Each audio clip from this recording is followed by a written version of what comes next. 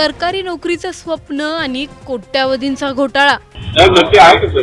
रिव्ह्यूची विचार केला आहे काय काय ऑफिसर म्हणून नक्की पुण्यात बनावट भरती रॅकेटचा पर्दाफाश। जरा सांगा आणि तुम्ही भेटायला मात्र नक्की येणार तुम्हाला बिल्डिंग मध्ये मेन बिल्डिंग मध्ये 20 ते 45 लाख घेऊन नोकरीचा आमिष। 30 पर्यंत बघणार 30 नंतर आम्ही जे होईल ते सगळ्यांनी भोगायला तयार समजा 150हून अधिक बेरोजगार तरुणांची करोडोची फसवणूक।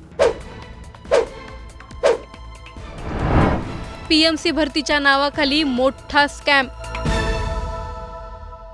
सरकारी नोकरी आजच्या तरुणांसाठी फक्त नोकरी नाही तर आयुष्याची सुरक्षितता आहे। घरच्यांची अपेक्षा, आई वडिलांची स्वप्न आणि स्वतःचं भविष्य या एका सरकारी नोकरीवर अवलंबून असतं। पण या स्वप्नाचा फायदा घेत पुण्यात मोठा भरती घोटाळा झाल्याचा आरोप समोर आलाय। पुणे महानगरपालिकेत नोकरी लावून देतो असं सांगत तब्बल 150हून अधिक तरुणांची कोट्यावधी रुपयांची फसवणूक झाल्याचा धक्कादायक दावा करण्यात आला आहे। बनावट नियुक्तीपत्र, ट्रेनिंग लेटर, पगार पावत्या आणि मुलाखतींचं नाटक। नेमका हा प्रकार काय आहे जाणून घेणार आहोत या व्हिडिओमधून। व्हिडिओ शेवटपर्यंत नक्की पहा आणि टाइम्स नाऊ मराठीच्या यूट्यूब, इंस्टाग्राम आणि फेसबुक पेजला फॉलो करायला विसरू नका।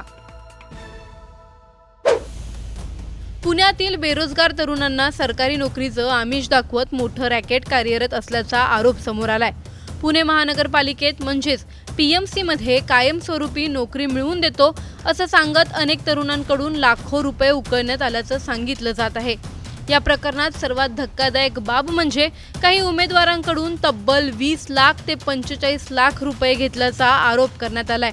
अनेक कुटुंबांनी मुलांच्या भविष्यासाठी कर्ज काढलं, दागिने गहाण ठेवले, जमीन विकली, पण शेवटी हातात आलं ते फक्त बनावट कागदपत्र।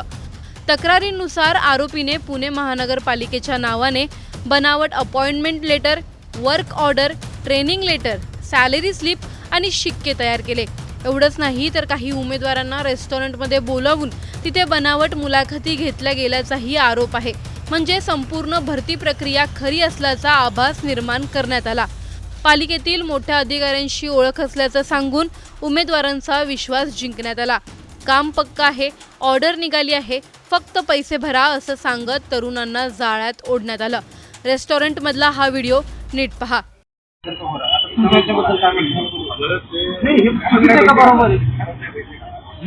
ही गोष्ट ऍक्सेप्ट करणं आता प्रत्यक्षावर आपण चर्चा करणार आहे मॅडम।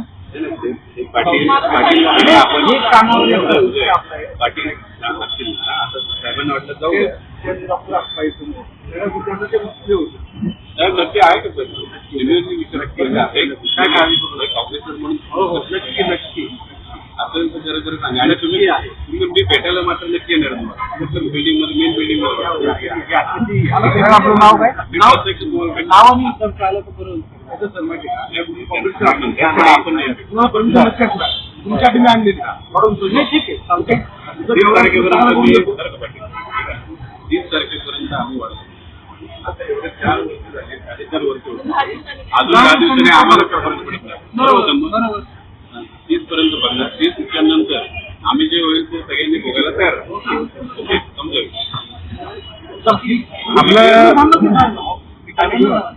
माझं कामच नाही काय साहेबांना जाऊ दे ना जमतील ना पाहिजे जर तुम्ही आता विषय कसं तुम्ही मॅडम क्लिअर आहेत तुम्ही पण क्लिअर आहेत कोणी डॉक्टर आहे का?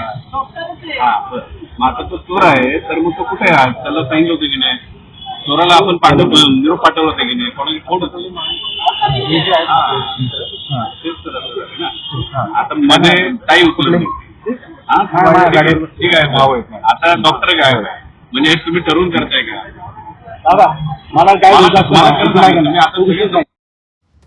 या संपूर्ण प्रकरणाचा खुलासा आरटीआय कार्यकर्ते विजय कुंभार यांनी केला असून त्यांनी थेट मुख्यमंत्र्यांना पत्र लिहून उच्चस्तरीय चौकशीची मागणी केली आहे। या प्रकरणात शिवानंद पाटील, नमिता बनसोडे आणि राजेंद्र खेडेकर यांची नावं समोर आली आहेत। आर्थिक गुन्हे शाखा आणि SIT मार्फत सखोल तपास करण्याची मागणी देखील होत आहे। दरम्यान या प्रकरणातील काही व्हिडिओ आणि कागदपत्र सोशल मीडियावर व्हायरल झाल्यानंतर पुण्यात एकच खळबळ उडाली आहे. कारण हा प्रश्न फक्त पैशांचा नाही तर हजारो बेरोजगार तरुणांच्या विश्वासाचा आहे. आज महाराष्ट्रात लाखो तरुण स्पर्धा परीक्षांसाठी दिवस रात्र अभ्यास करत आहेत. घरच्यांनी आशा लावलेल्या आहेत. पण जर सरकारी नोकरीच्या नावाखाली अशा प्रकारे फसवणूक होत असेल तर सामान्य तरुणाने विश्वास ठेवायचा तरी कुणावर? सरकारी नोकरीचं स्वप्न पाहणं आता धोकादायक झालं आहे का? नोकरीसाठी लाखो रुपये देण्याची वेळ तरुणांवर का येते? बनावट अपॉइंटमेंट लेटर तयार होईपर्यंत प्रशासनाला काहीच कसं कळलं नाही? रेस्टॉरंटमध्ये मुलाखती होत होत्या, मग ही भरती इतके दिवस सुरू कशी राहिली? बेरोजगारीचा फायदा घेऊन तरुणांची लूट सुरू आहे का? सरकारी नोकरी खरंच गुणवत्तेवर मिळते की पैशांचा खेळ जास्त मोठा झालाय? आणि सर्वात मोठा प्रश्न म्हणजे ज्यांनी मुलांच्या भविष्यासाठी कर्ज काढलं त्यांच्या आयुष्याची भरपाई आता कोण करणार? तुम्हाला या प्रकरणी काय वाटतं? आम्हाला कमेंटमध्ये नक्की कळवा. व्हिडिओ आवडल्यास लाईक व शेअर करायला विसरू नका. तसंच अशा नवनवीन अपडेट्ससाठी व माहितीपूर्ण व्हिडिओजसाठी टाइम्स नाऊ मराठीला नक्की फॉलो करा. पुणे विद्येचं माहेरघर, स्पर्धा परीक्षा, करिअर आणि सरकारी नोकरीची स्वप्न घेऊन हजारो तरुण या शहरात येतात. पण आता पुण्यात एक धक्कादायक प्रकार समोर आला आहे. पुणे महानगरपालिकेत नोकरी लावून देण्याची हमी दाखवत जवळपास 150हून अधिक तरुणाची कोट्यवधी रुपयाची फसवणूक झाल्याचा आरोप करण्यात आला आहे. कुणाकडून 20 लाख, कुणाकडून 30 लाख तर काही तरुणांकडून 45 लाख रुपये घेतल्याची माहिती समोर येत आहे. या प्रकरणाचे काही व्हिडिओ सोशल मीडियावर व्हायरल झाले असून त्यामुळे या प्रकरणाची गंभीरता आणखी वाढली आहे. नेमकं काय आहे हे प्रकरण आपण एकंदरीत जाणून घेऊया. या प्रकरणात ITI कार्यकर्ते विजय कुंभार यांनी थेट मुख्यमंत्र्यांना पत्र लिहून उच्चस्तरीय चौकशीची मागणी करण्यात आली आहे. त्यांच्या पत्रात करण्यात आलेले आरोप अतिशय गंभीर असून काही सरकारी अधिकारी किंवा कर्मचाऱ्यांचाही सहभागाचाही संशय व्यक्त करण्यात आला आहे. सरकारी नोकरी हा अनेक कुटुंबियांसाठी आशेचा विषय असतो. अनेक पालक कर्ज काढतात, दागिने गहाण ठेवतात आणि मुलांना शिकवतात. एक दिवस मुलगा सरकारी नोकरी लागेल आणि आपल्या संपूर्ण कुटुंबाचे जे आहे ते आयुष्य बदलेल या आशेवर हे सगळं करत असतात. पण याच आशेचा गैरफायदा घेत असल्याचा प्रकार आता समोर आला आहे. तक्रारीनुसार काही लोकांनी पुणे महानगरपालिकेत नोकरी लावून देण्याचे आमिष दाखवलं. पालिकेतील मोठ्या अधिकाऱ्यांशी ओळख असल्याचं सांगून उमेदवारांचा विश्वास जिंकण्यात आला. काहींना पालिकेच्या कार्यालयात नेण्यात आलं. अधिकाऱ्यांची नावं सांगण्यात आली, बनावट कर्मचारी दाखवण्यात आले आणि खोट्या पगार पावत्याही दाखवण्याचा आरोप करण्यात आला आहे. या प्रकरणात अनेक मोठ्या अधिकाऱ्याचा नावाचाही उल्लेख करण्यात आला आहे. यानंतर एकंदरीत पाहिलं तर मात्र हे सर्व आरोप अधिकृत चौकशी अद्याप बाकी आहे. या संपूर्ण रॅकेटमध्ये पुणे महानगरपालिकेच्या नावाने बनावट नियुक्तीपत्राचे वर्क ऑर्डर, ट्रेनिंग लेटर, बनावट शिक्के वापरण्यात आल्याचा आरोपही या ठिकाणी करण्यात आला आहे. पालिकेचा लोगो वापरून कागदपत्र तयार करण्यात आली आहे. तुमची ट्रेनिंग सुरू होणार आहे, वर्क ऑर्डर निघाली आहे, जॉईनिंग लेटर मिळणार आहे, अशा अनेक कारणाने टप्प्याटप्प्याने यांच्याकडून पैसे घेतल्याची माहिती समोर येत आहे. इतकंच नाही तर काही उमेदवारांना महानगरपालिकेजवळील रेस्टॉरंटमध्ये बोलून मुलाखत घेतल्याची माहिती समोर आली आहे. त्यामुळे ही प्रक्रिया खरोखरच अधिकृत असल्याचा भास निर्माण करण्यात आला. काही विद्यार्थ्यांना अनेक वर्ष वाट पाहिली पण नोकरी काही लागली नाही. त्यांनी पैसे मागायला सुरुवात केल्यानंतर तुम्हाला तुमची वर्क ऑर्डर मिळाली आहे अशी खोटी कागदपत्र देण्यात आल्याचाही सांगण्यात आला आहे. या सगळ्यात सर्वात दुःखद बाब म्हणजे ही फसवणूक फक्त पैशाची नाही तर हजारो तरुणांच्या विश्वासाची आहे. तक्रारीत असं म्हटलं आहे की या प्रकरणात काही अधिकारी किंवा कर्मचाऱ्याचाही समावेश असल्याचा नाकारता येणार नाही. कारण महानगरपालिकेचे नाव, लोगो, शिक्के आणि इतर कागदपत्र इतक्या सहज वापरले जात असेल तर हा प्रकार केवळ साधी फसवणूक नसून मोठ्या संगमंत्राचा भाग असण्याची शक्यता दाट वर्तवण्यात आली आहे. आता ITI कार्यकर्ते विजय कुंभार यांनी या प्रकाराची SIT आणि आर्थिक गुन्ह्यामार्फत चौकशी करण्याची मागणी केली आहे.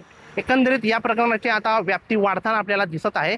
तसेच बनावट कागदपत्रांची फॉरेन्सिक तपासणी, आरोपींचे आर्थिक व्यवहार, बँक खात्याची चौकशी, पालिकेतील अधिकाऱ्यांच्या कर्मचाऱ्यांची भूमिका तपासणे आणि सर्व पीडित उमेदवारांच्या जबाब नोंदवण्याची मागणी यावेळेस करण्यात आली. या प्रकरणामुळे एक मोठा प्रश्न पुन्हा समोर आला आहे. बेरोजगारीच्या काळात सरकारी नोकरीचं स्वप्न दाखवून जर अशा प्रकारच्या तरुणांची फसवणूक होत असेल तर सामान्य युवकांनी विश्वास ठेवायचा तर कोणावर?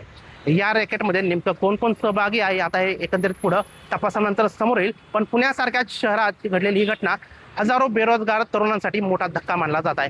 आता सर्वांच्या नजरा प्रशासनाच्या कारवाईकडे लागल्या आहेत आणि एकंदरीत आता प्रशासन कशा प्रकारे कारवाई करतं हे सुद्धा आता आपल्याला पाहावं लागेल. पुण्याहून टाइम्स नाऊ मराठीसाठी मी दिनेश वटणे.